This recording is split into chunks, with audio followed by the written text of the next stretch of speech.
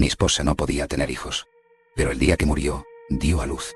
Nia había sido mi esposa durante 5 años. Nunca imaginé que encontraría el amor mientras hacía senderismo, pero así fue como pasó. Todavía recuerdo el momento. Estaba sentada en un banco en un área de descanso, jugueteando con el cordón deshilachado de sus botas de montaña gastadas. Me ofrecí a ayudarla, y después de eso, seguimos caminando juntos. Ni siquiera sé exactamente cómo ocurrió todo lo demás, pero nos enamoramos y 3 años después nos casamos. Fue una alegría para ambos, incluso tuvimos luna de miel. Nunca en mi vida me había sentido tan feliz. Al menos, no hasta que decidimos tener un hijo. Ahí descubrimos que Mia no podía tener niños. Los médicos le diagnosticaron una condición que la hacía estéril. Sería imposible que tuviéramos un hijo juntos. Al principio, eso ensombreció nuestro matrimonio, pero después de otros 3 años, llegamos a la conclusión de que había vida más allá de los hijos. Decidimos simplemente disfrutar de la compañía del otro, como siempre lo habíamos hecho. Todo volvió por fin al ritmo familiar que teníamos cuando nos conocimos. Hasta su primera enfermedad. Las cosas entre nosotros acababan de volver a la normalidad, y todo estaba mejor que en años. Éramos felices y estábamos llenos de vida otra vez. Entonces Mia se enfermó. No sé qué le pasó, pero siempre estaba débil, cansada y sin energía. Su estado de ánimo se volvió apagado, monótono. Era como si nubes oscuras se hubieran acumulado sobre ella y no dejaran pasar la luz del sol. A partir de entonces, fue como si Mia ya no estuviera realmente conmigo. Se iba poniendo cada vez más delgada y veía cada vez menos conciencia en sus ojos.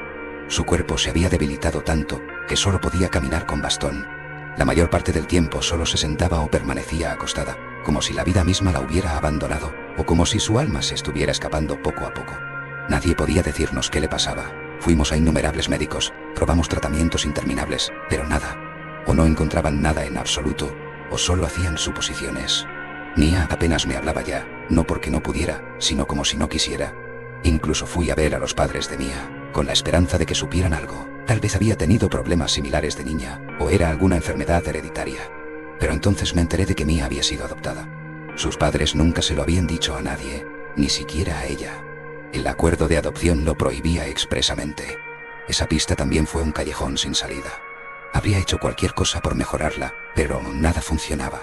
Durante semanas la cuidé, probando todas las medicinas, pomadas y tratamientos que sugerían los médicos, pero nada servía. De hecho, el estado de Mia solo empeoraba. Se convirtió en un esqueleto andante, todo su cuerpo reducido a piel y huesos. Intenté alimentarla, incluso la llevé a tratamientos intravenosos para nutrirla, pero era como si solo adelgazara más. Ya apenas podía arrastrarse por la casa, subir unos pocos escalones la dejaba exhausta. Lo que más me preocupaba era la caída del cabello. Se le caía a mechones, desprendiéndose del cuero cabelludo, como si nunca hubiera estado realmente allí. En solo unos días, su precioso cabello rubio quedó lleno de calvas del tamaño de una palma.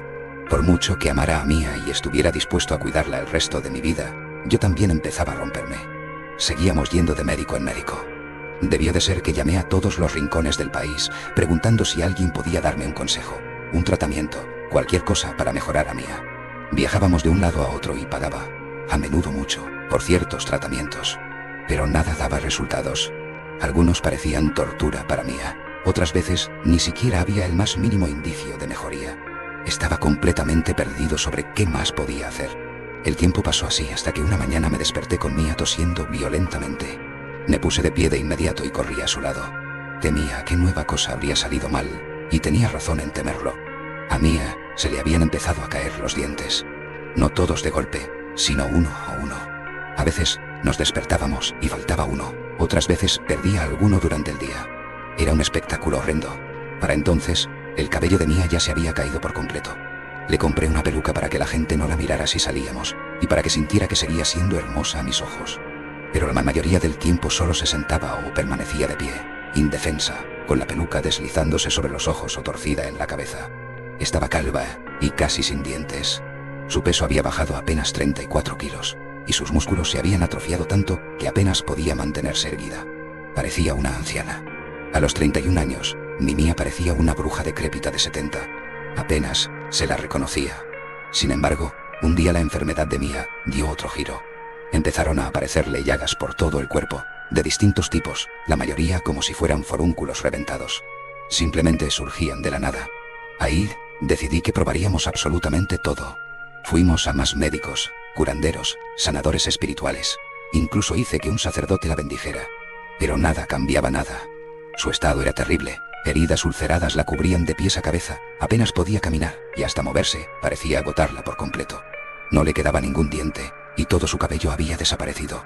Los médicos estaban impotentes, nadie podía decirme qué tenía. A veces la ingresaban unos días en el hospital, pero nunca servía de nada. No había cambios. Entonces, me dijeron lo que más había temido. Mía no viviría mucho más si las cosas seguían así. Me pidieron que pasara con ella todo el tiempo que pudiera. Hice todo lo posible, pero Mía estaba más allá de cualquier salvación. Su cuerpo se estaba desmoronando. Y entonces, una mañana, llegó el momento que esperaba, pero no de la forma que imaginaba. Yo estaba abajo desayunando. Mía solía quedarse en la cama a esa hora.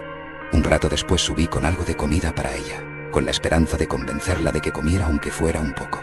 Le había preparado un platito de verduras, y lo trituré todo en un batido, pensando que quizá lograra bebérselo. Pero cuando abrí la puerta del dormitorio, el horror me recibió. Nuestra cama estaba empapada en sangre. Las piernas de Mía estaban cubiertas de ella, al igual que la manta. Gritando, le arranqué las sábanas preguntando qué pasaba ahora. Lo que no esperaba era el bebé diminuto que yacía entre sus piernas. Un niño. Una niña. Mía había dado a luz a una niña. No sé cómo procesé todo aquello. Tal vez no lo hice, tal vez solo me convencí de que sí. Pero la vida siguió. Mía se había ido. Se desangró allí mismo en nuestra cama. Le hicieron la autopsia, innumerables pruebas y experimentos, o vete a saber qué más. Los médicos me dijeron que no podía haber estado embarazada. No había ni un solo indicio en su cuerpo de que alguna vez hubiera llevado un niño dentro. Y sin embargo, el bebé estaba perfectamente sano. Era como si Mía no hubiera dado a luz en medio de un estado horrendo y agonizante. Nadie pudo explicármelo. Pero una cosa era segura, esta niña era mi hija. Cuando Mía y yo todavía planeábamos tener un hijo, ella había dicho que si era niña quería llamarla Elizabeth. Así que desde ese día, para mí, fue Elizabeth. Criar a un hijo fue brutalmente difícil. Solo, con la carga y el vacío que Mía había dejado, no creo que lo hubiera logrado sin ayuda profesional. Fui a un psicólogo. Necesitaba hablar con alguien sobre lo que había pasado con Mía. El comienzo fue increíblemente duro, y los años siguientes, si cabe, aún más. Pero yo amaba a Elizabeth. Era nuestra hija. Y sabía que Mía habría querido que la criara. Nunca imaginé que criar a un hijo pudiera ser tan fácil. Elizabeth era el angelito perfecto. Claro que tuve ayuda de los padres adoptivos de Mía y de mi propia familia. Pero Elizabeth era el tipo de niña con el que todo padre sueña. Dormía toda la noche, casi nunca lloraba. Solo cuando realmente le pasaba algo. Rara vez se enfermaba. Comía todo lo que le daba, y los berrinches le eran completamente ajenos. Pasaron los años. No tenía mucho tiempo para pensar en lo ocurrido. Entre el trabajo, la casa y criar a Elizabeth, mis días estaban llenos. Cuando Elizabeth cumplió 8 años, decidí hacer un poco de tiempo para mí, o mejor dicho, para mi vida sentimental. Empecé a salir con una mujer llamada Linda. Su hijo estaba en la misma clase que Elizabeth y Linda también era madre soltera. Resultó ser una compañía estupenda. Me gustaba, pero fue entonces cuando las cosas empezaron a cambiar con Elizabeth. Durante esas pocas semanas en que salía con Linda, apenas parecía ella misma. Los días que tenía citas, hacía todo lo posible por impedirme salir o por evitar que me fuera con Linda. Así siguió hasta que un día cruzó la línea. Una noche, Linda y yo salimos, dejando a Elizabeth y al hijo de Linda con una niñera. Estaban en la misma clase, al menos podían pasar el rato jugando juntos. Pero Elizabeth no lo llevó bien. Más tarde, me enteré de que había pasado la noche humillando al hijo de Linda, diciéndole cosas terribles sobre lo que le pasaría a él y a su madre. Lo que terminó definitivamente con Linda, y significó que Elizabeth ya no pudiera seguir en ese colegio, fue un acto de violencia brutal. Esa noche, mientras Linda y yo estábamos en un restaurante elegante, la niñera me llamó histérica y gritando. Elizabeth había mutilado al hijo de Linda. Todavía no sé exactamente cómo pasó, pero le había cortado 3 dedos con un cuchillo de cocina. Linda nunca quiso volver a verme.